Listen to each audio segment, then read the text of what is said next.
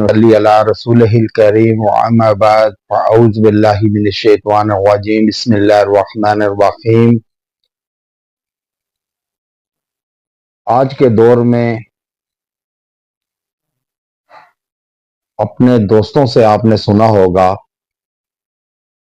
کہ ہم بہت پریشان ہیں۔ آج کل ہر دوسرا بندہ پریشانی کے عالم میں گھومتا پھرتا ہے، اور پریشانی مختلف اقسام کی ہوتی ہے۔ روزگار کی پریشانی، رزق کی پریشانی، اولاد کی پریشانی ہو، یا شادی کی پریشانی ہو، یا کام نہ ملنے کی، یا دیگر پریشانیوں میں مبتلا رہتے ہیں۔ بے برکتی سی ہو چکی ہے۔ انسان کرتا کچھ ہوتا کچھ ہے۔ جب انسان پریشانی کے عالم میں ہوتا ہے تو اس کا دماغ موف ہو جاتا ہے، سوچنے سمجھنے کی صلاحیت کھو بیٹھتا ہے۔ اب پریشانیوں کے اس عالم میں انسان کیسے ان پریشانیوں سے دور رہے، محفوظ رہے، وہ کیا کرے کہ وہ ان پریشانیوں سے نکل آئے؟ کیونکہ اللہ تعالیٰ فرماتے ہیں کہ یہ دیس، قوم والے، بستی والے اگر مجھ پر ایمان لے آئیں یا ایمان کو پا لیں اور تقوی اختیار کر لیں تو میں آسمانوں سے اور زمینوں سے رحمتوں کے دروازے کھول دوں گا۔ اب جب انسان کی بنیاد دو چیزوں پر ہے، اب ایک تو جسم ہے اور دوسری روح ہے۔ جسم کیونکہ مٹی سے بنا ہے، مٹی سے تیار ہوا ہے، تو اس کی ضروریات بھی اللہ نے مٹی سے ہی پہنچائی۔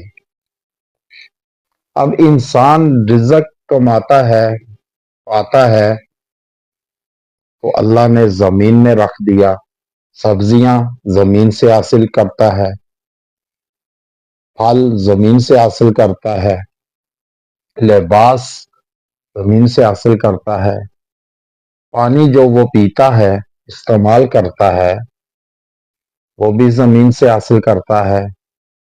جو مکان بناتا ہے اس کی اینٹیں بھی زمین سے حاصل ہوتی ہیں، ماربل بھی،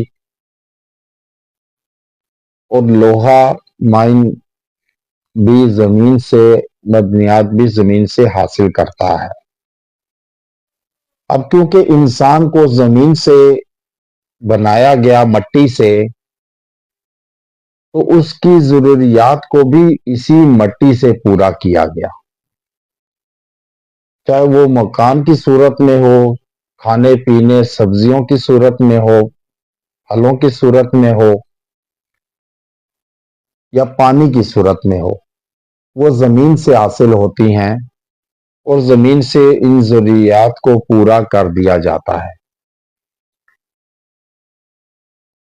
لیکن روح کیونکہ امر ہے، اللہ کا امر ہے، آسمان سے آئی ہے، تو اس لیے روح کی غذا بھی آسمان سے ہی اللہ نازل فرماتا ہے۔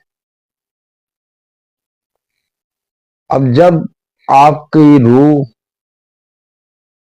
کو غذا نہیں ملے گی تو آپ کا جسم لاغر ہوگا، جسم مفلوج ہوگا، بیماریوں میں گر جائیں گے یا دیگر مسائل میں الجھ جائیں گے، پریشانیوں میں گر جائیں گے، تو روح کی غذا کو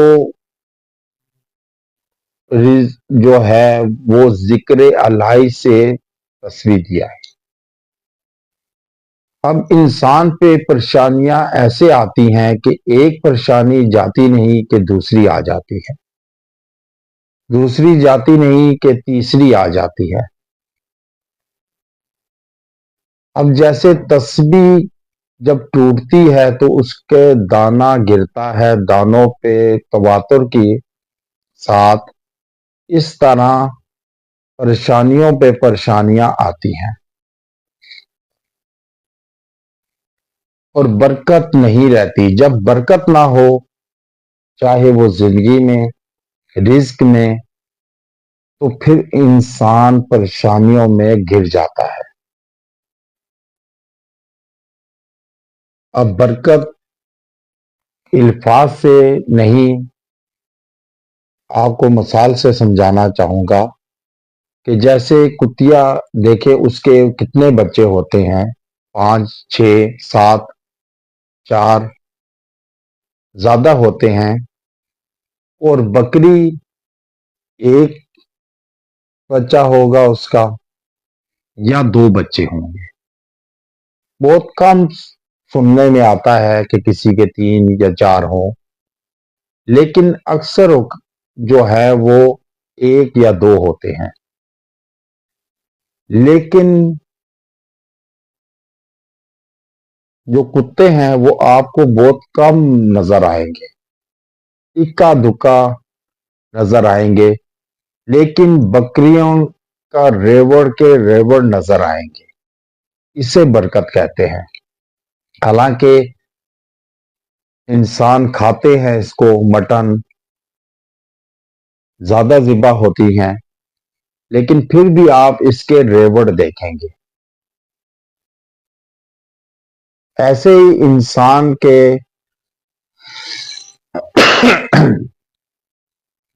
ایسے ہی انسان کی زندگی میں بھی بہت سے ایسے مواقع آتے ہیں، یا انسان میں جیسے علم میں برکت ہو، جیسے بڑے بڑے آپ اکابر دیکھیں ہمارے، تو ان کے علم میں اللہ نے ایسی برکت رکھی کہ علم کا سمندر بن گئے وہ۔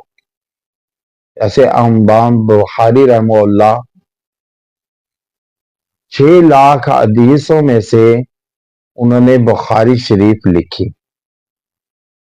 اور فرماتے تھے 1 لاکھ حدیث صحیح اور 2 لاکھ غیر صحیح حدیث انہیں حفظ تھی۔ اب 3 لاکھ حدیث ان کو زبانی یاد تھی۔ اللہ کی قدرت، اسے برکت کہتے ہیں کہ اللہ نے علم میں برکت رکھ دی، کہ علم کا سمندر تھا ان کے پاس۔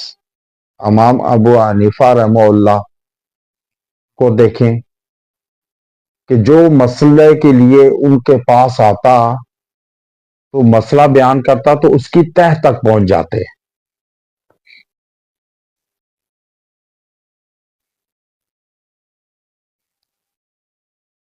تو اس طرح ایک بزرگ ان کے پاس، امام ابو حنیفہ رحمہ اللہ کے پاس آیا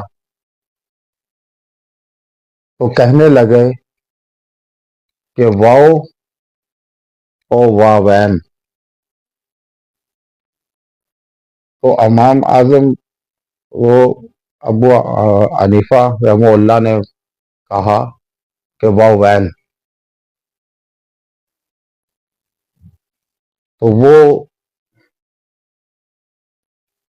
جانے لگا تو لا ولا کہہ کے چلا گیا۔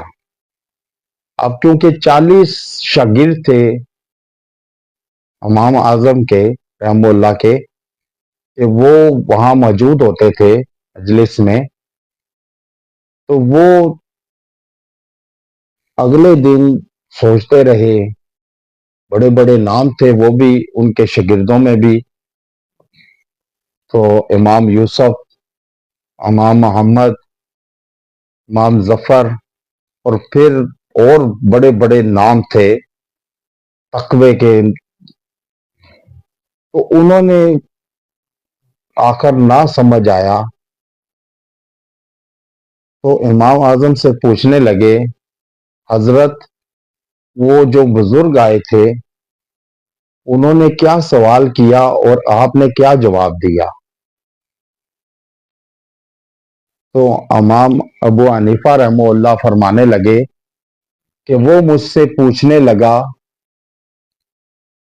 التحیات کے بارے میں کہ واو او واوین، کہ میں ایک واو کے ساتھ پڑھوں یا دو واو کے ساتھ پڑھوں.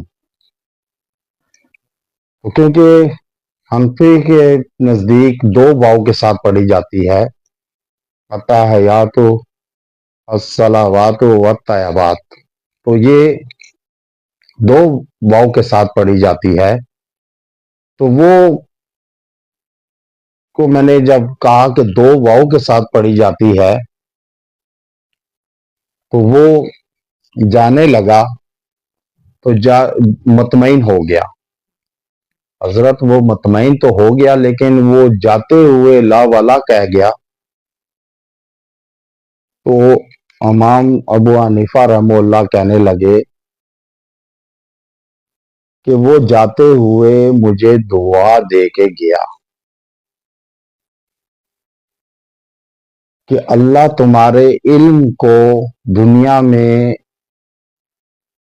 اس طرح پھیلائے کہ ہر کوچے میں پہنچے. تو یہ بات تھی کہ جب کوئی ان سے کوئی پوچھتا تو وہ اس کی تہ تک پہنچ جاتے. تو یہ علم کی برکت تھی. آج ہمارے رزق میں ہر گھر میں سارے کمانے والے ہوتے ہیں لیکن پوری نہیں پڑتی، برکت نہیں ہوتی، زندگیوں میں برکت نہیں ہوتی. برکت دین میں ہے. جب آپ کی روح کو غذا ملے گی دین کے مطابق تو آپ کا جسم بھی پھلے پھولے گا.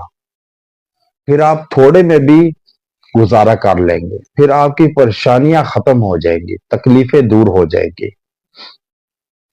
جیسے ایک بچہ اپنے والد سے پوچھنے لگا کہ یہ برکت کیا ہوتی ہے؟ انہوں نے کہا بیٹا یہ جو موٹر دیکھ رہے ہو نا پانی والی، اس کو 25 سال ہو گئے اور ابھی تک خراب نہیں ہوئی. یہ جو واشنگ مشین دیکھ رہی ہو اس کو 15 سال ہو گئے ابھی تک خراب نہیں ہوئی. یہ برکت ہے کہ اللہ تھوڑے میں بھی پوری ڈال دیتا ہے. انسان کا پیسہ مختلف چیزوں پر ضائع نہیں ہوتا، چیزوں کی خرابی پر، بیماریوں پر. اور جب ان چیزوں پہ نہیں لگتا تو انسان کے تھوڑے پر بھی پوری ہو جاتی ہے. اور اللہ کا شکر ادا کرنا اس میں برکت بھی ڈال دیتا ہے. اور جب آپ دیکھیں کہ آپ پریشانیوں میں گر چکے ہیں، پریشانیاں ختم ہونے کا نام نہیں لیتی، تو آپ یہ وظیفہ پڑھیں. انشاءاللہ تعالی آپ دیکھیں گے کہ غیبانہ مدد آئے گی اور آپ کی جتنی بھی پریشانیاں ہوں گی وہ دور ہوں گی، ختم ہوں گی، اور ان پریشانیوں سے آپ محفوظ رہیں گے. اب وہ وظیفہ کیا ہے؟ اول و آخر درود ابراہیمی کے ساتھ آپ نے حسبنا اللہ و نعم الوکیل و نعم المولا و نعم النصیر، یہ آپ نے 313 مرتبہ پڑھ کر آپ نے دعا کرنی ہے. انشاءاللہ تعالی آپ دیکھیں گے 21 دن عمل کریں، آپ ہر قسم کی پریشانیوں سے، چاہے وہ کاروبار کی ہوں، رزق کی ہوں، یا شادی کی ہوں، اولاد کی ہوں، اولاد کی طرف سے ہوں، رزق کی ہوں، ہر پریشانی سے محفوظ رہیں گے، دور رہیں گے آپ۔ اس کو وظیفہ یاد بنائیں، انشاءاللہ تعالی اس کے ثمرات آپ دیکھیں گے کہ آپ کو کیسے نظر آتے ہیں۔ وآخر دعوانا ان الحمد للہ رب العالمین۔